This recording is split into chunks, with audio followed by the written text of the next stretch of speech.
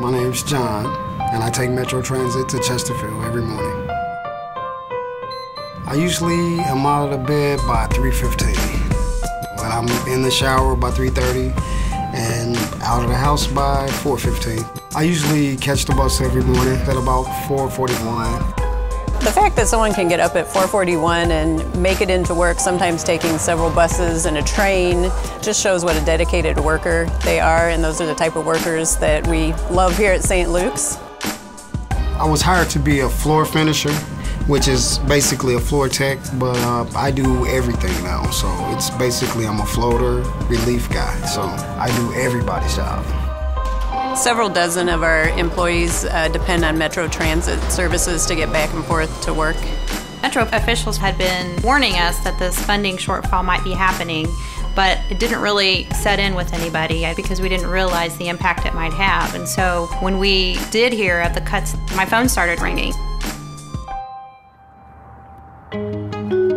We started hearing from people that were riding and using the services, as well as the businesses in the community that depend on it, specifically St. Luke's Hospital.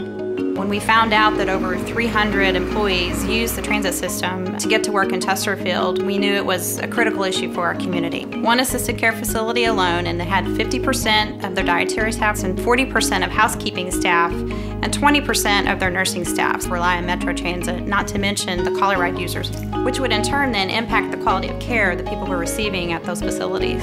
When I heard about the cutbacks, I actually thought about just getting another job closer to my house. Then I thought about getting a ride. I actually started looking at a van so that I could get to work. From talking to other people, I knew the commute would be more than a monthly pass, actually a couple of $100 more. I think anytime people can't get to work, there's a spiral effect of, it could be someone that works at your daycare center, it could be someone that takes care of your parents at a nursing home, it could be the person that cleans the patient's rooms at the hospital, that a lot of times people don't realize how much public transportation helps the entire community. If we were to lose bus service out here to St. Luke's Hospital, we would lose some very dedicated employees. People think that just because they don't use transit, it doesn't affect them.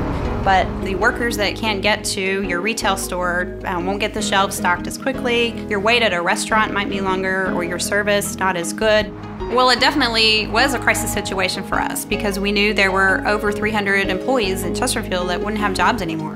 The business community in Chesterfield definitely stepped up to the plate, and so we were able to get the funding commitment needed. It turns out that they were able to obtain funding from the state legislature that didn't require us to actually have to pay the money.